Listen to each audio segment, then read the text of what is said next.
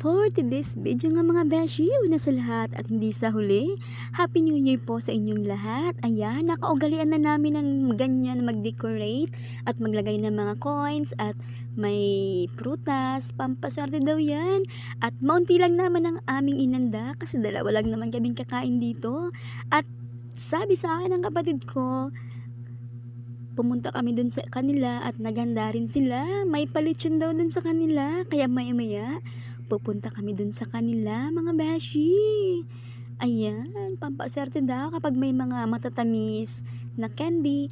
At ayan na nga, naglana akong ng Mang Tomas kasi alam ko may litsyon doon sa kanila.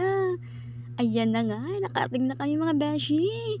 Ayan, napakalaki naman, may pa-apple pa. Ayan, at ang pinunta ko talaga dito,